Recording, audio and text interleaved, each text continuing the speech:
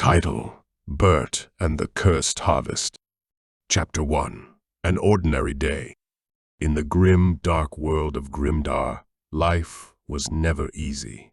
The land was plagued by war, famine, and creatures that sought to devour the living. Amidst this chaos, nestled between two imposing mountain ranges, lay the quaint village of Haysworth. This small pocket of tranquility seemed to resist the horrors of the world, as if protected by an invisible shield. Burt Plowshare, a simple-minded farmer, called Haysworth home. Despite his slow wit, he was gentle and good-natured.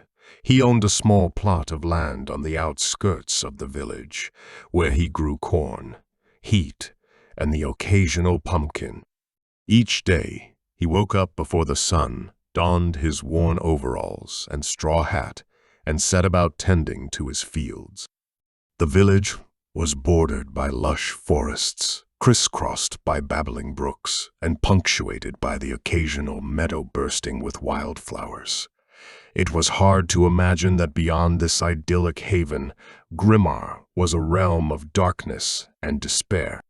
As the sun rose over Haysworth, Burt would plow the soil, plant seeds, and care for his crops. In between tasks, he would pause to wipe the sweat from his brow and admire the beauty of his surroundings. He enjoyed the simple pleasures of his daily routine and took pride in his work, nurturing the crops that fed the village.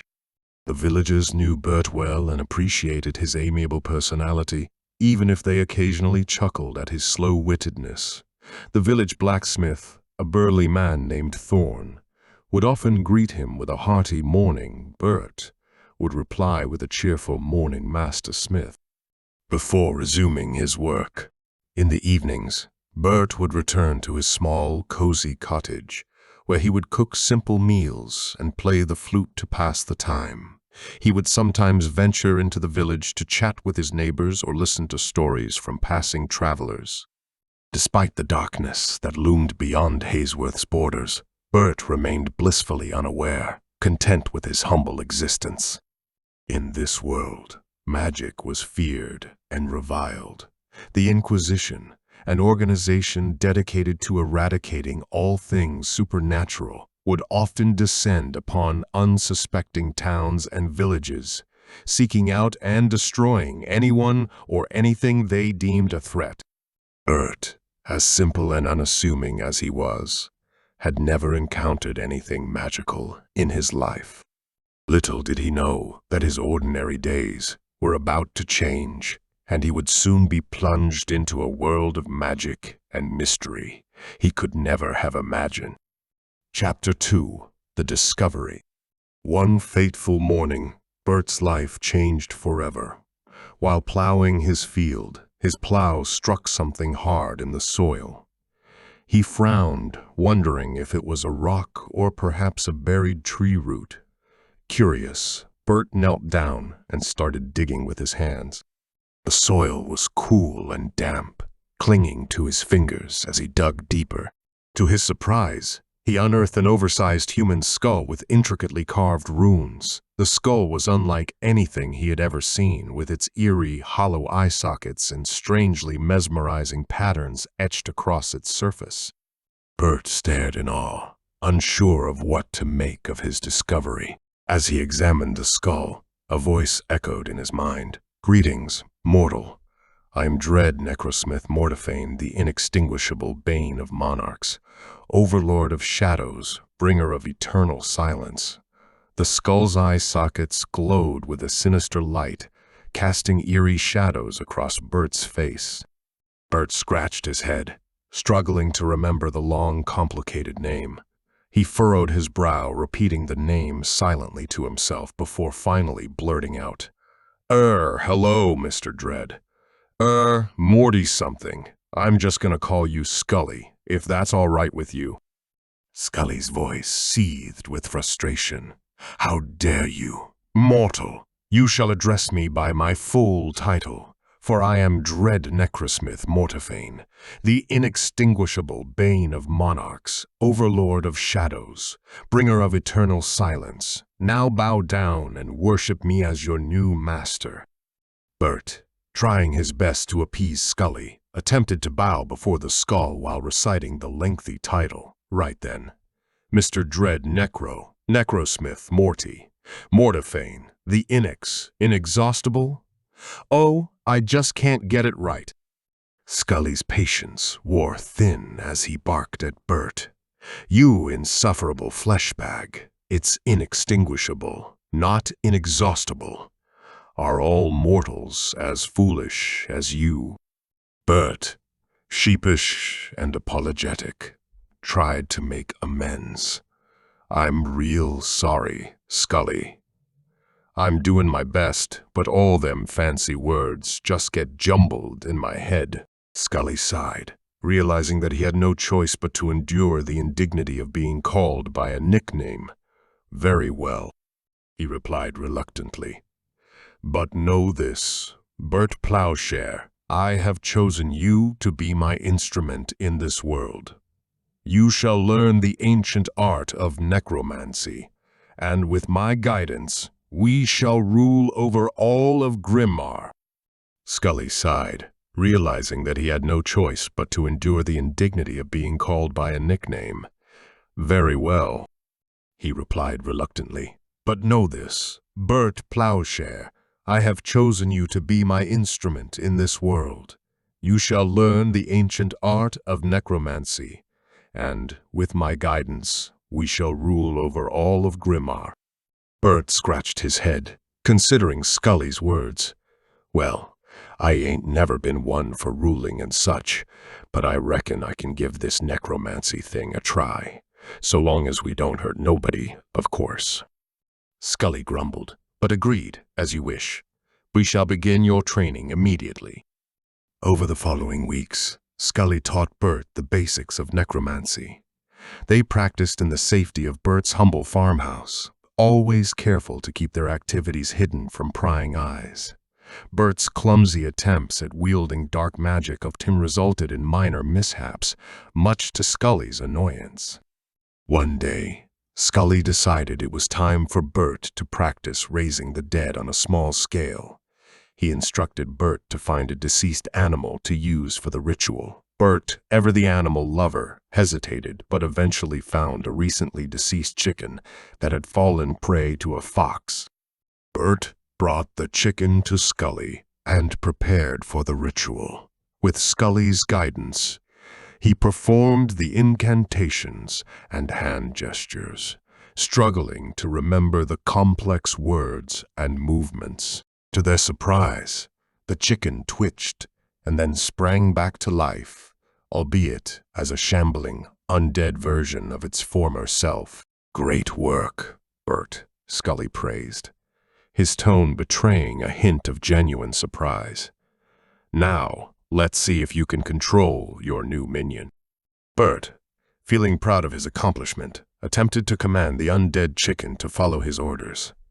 However, his clumsy nature interfered once again, and instead of having the zombie chicken perform simple tasks, it started to multiply. The farmhouse was soon filled with a horde of undead chickens, pecking and squawking at everything in sight. As Burt and Skully tried to control the situation, they realized they needed to come up with a plan to stop the chickens from wreaking havoc on the village. Unbeknownst to Skully, their adventures had just begun, and Burt's gentle nature and slow-wittedness would lead to unexpected challenges in their quest for power. Chapter 3: The Chicken Catastrophe.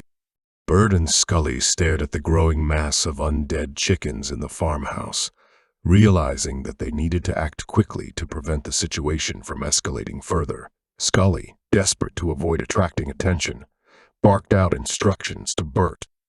"Burt, we must contain these creatures and reverse the spell immediately. Gather some hay and rope, and I'll guide you through the process of disenchanting them." Burt, eager to fix his mistake, rushed around the farm gathering the required materials. He returned to Skully, panting and holding a bundle of hay and a length of rope. "All right, Skully. I got the stuff you asked for. What's next?" Skully instructed Burt to create a makeshift barrier around the undead chickens using the hay and rope. Burt, although clumsy, managed to construct a flimsy barrier that kept the creatures at bay, at least for the time being. "Now, Burt, you must focus your energy and concentrate on undoing the necromantic magic that animates these chickens. Close your eyes and visualize the energy flowing out of them and dissipating into the air." Burt did as he was told, squinting his eyes and furrowing his brow as he tried to focus. Sweat beaded on his forehead, and he could feel his heart racing in his chest. Slowly, he felt a connection to the dark energy within the undead chickens. But Burt's concentration was suddenly broken when he heard the panicked shouts of a neighbor approaching the farmhouse. Fearing discovery, he lost control of the spell, causing the barrier to collapse and the undead chickens to scatter in all directions.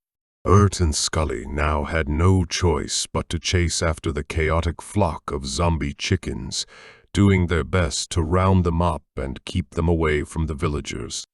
As they stumbled through the village, trying to contain the feathery menace, the duo inadvertently caused a series of comical mishaps that left the villagers scratching their heads.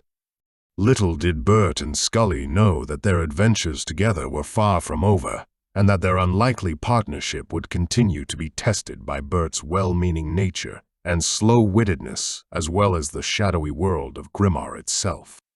Chapter 4: A Desperate Plan. As the undead chickens continued to cause havoc in the village, Burt and Skully scrambled to come up with a plan to round them up and reverse the spell. Skully, growing increasingly frustrated with Burt's clumsiness, tried to keep his anger in check while devising a new strategy. "Listen, Burt," Skully said through gritted teeth. "We need to herd these abominations into a confined space so that you can concentrate on reversing the spell. I suggest we use the village square. It's large enough for us to corral them, and it will minimize the risk of drawing unwanted attention." Burt nodded in agreement, and they set off toward the village square, doing their best to usher the zombie chickens along without attracting the notice of the villagers. Upon reaching the square, Burt and Skully worked together to create another makeshift barrier using crates and barrels they found nearby. They managed to round up most of the undead chickens, but a few still eluded them, hiding in nooks and crannies throughout the village. Burt decided that he needed to focus on the majority of the chickens first, so he closed his eyes and attempted to reconnect with the dark energy that animated them. This time, he felt more confident in his abilities, and he began to sense the necromantic power flowing out of the creatures. However, just as Burt was on the verge of reversing the spell, he heard a scream from a nearby alleyway. One of the escaped zombie chickens had stumbled upon a terrified villager, and Burt knew he had to act quickly to prevent further panic. In his haste, Burt tripped over a crate and went tumbling forward. As he fell, he inadvertently sent the undead chicken flying through the air, where it collided with the remaining zombie chickens in the square. The force of the impact caused a chain reaction, with each undead chicken bursting into a cloud of feathers and dark energy. With a final, ear-splitting squawk, the zombie chickens were no more, leaving behind a bewildered Burt, an exasperated Skully, and a village covered in feathers and confusion. Though they had managed to avert disaster, Burt and Skully knew that their journey was far from over.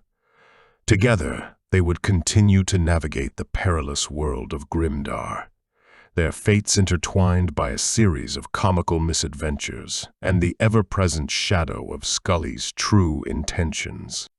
Chapter 5: A Shadow Looms.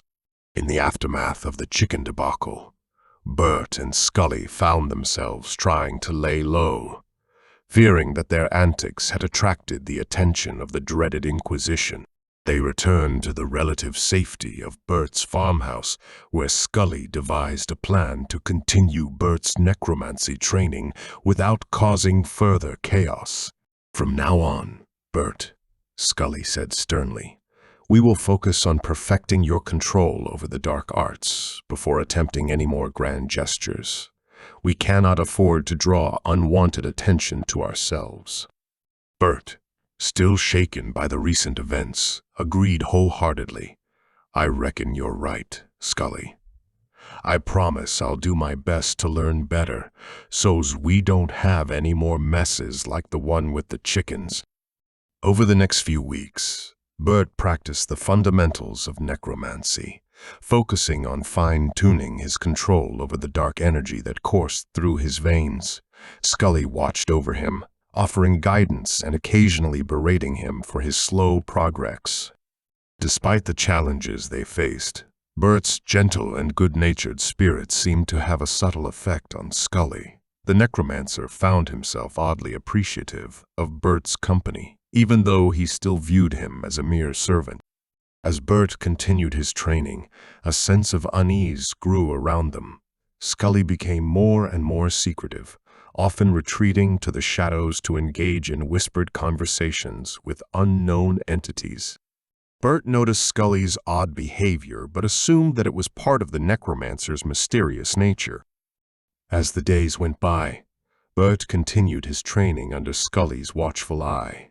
He practiced the subtle art of raising small animals from the dead, manipulating the dark energy that coursed through him with more fines and control than ever before. Each successful attempt filled Burt with a sense of accomplishment, though he remained ignorant of the true extent of Skully's plans. Rumors of the strange events in the village began to spread beyond its borders, reaching the ears of the Inquisition.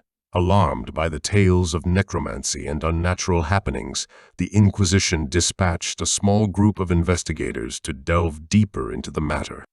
As the investigators journeyed to the village, an air of tension hung over Grimmdar, its inhabitants fearful of the impending scrutiny. Unaware of the approaching danger, Burt and Skully carried on with their daily routine, the former continuing to hone his newfound skills under the latter's guidance. Skully, however, had begun to grow increasingly paranoid, his mind filled with whispers and schemes as he contemplated his eventual return to power. One day, as Burt worked in the field, he spotted a group of strangers entering the village.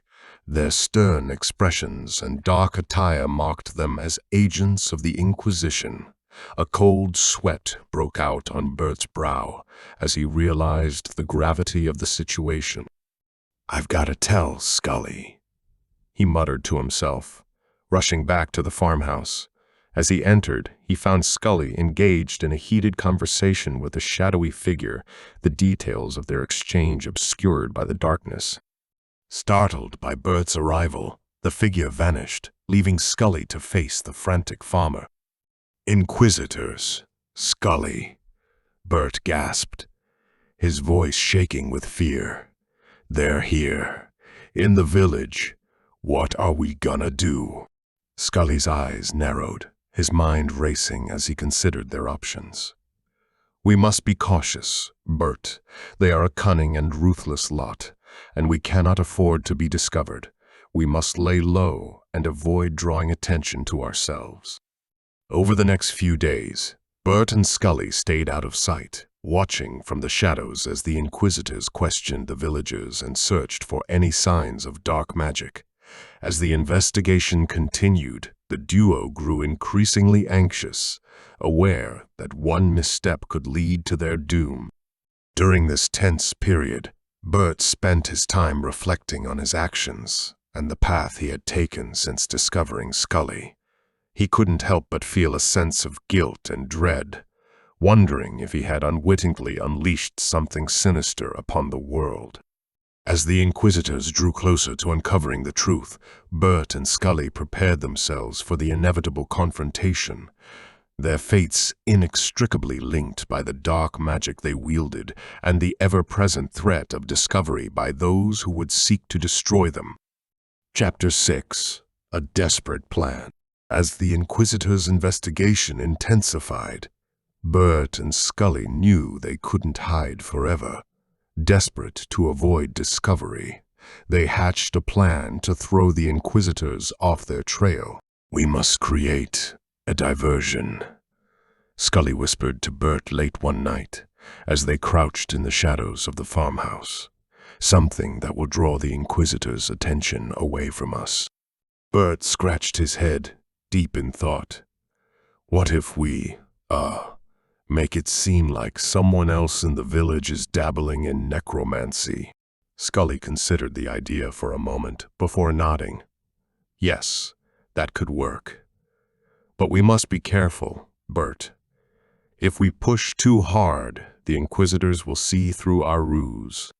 Over the next few days, they put their plan into action. Under the cover of darkness, Burt and Skully secretly placed small, seemingly innocuous items imbued with dark magic around the homes of certain villagers.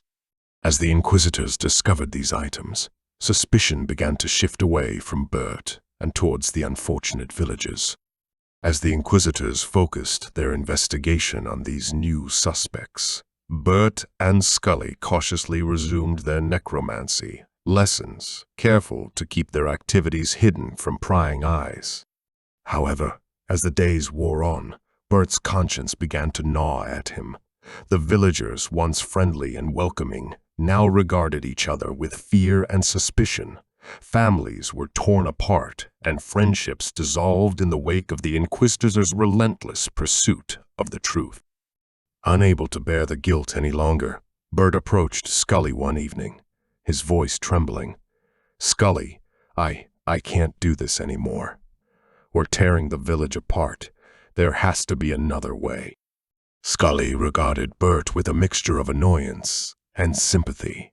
"I understand your concerns, Burt, but we have no choice.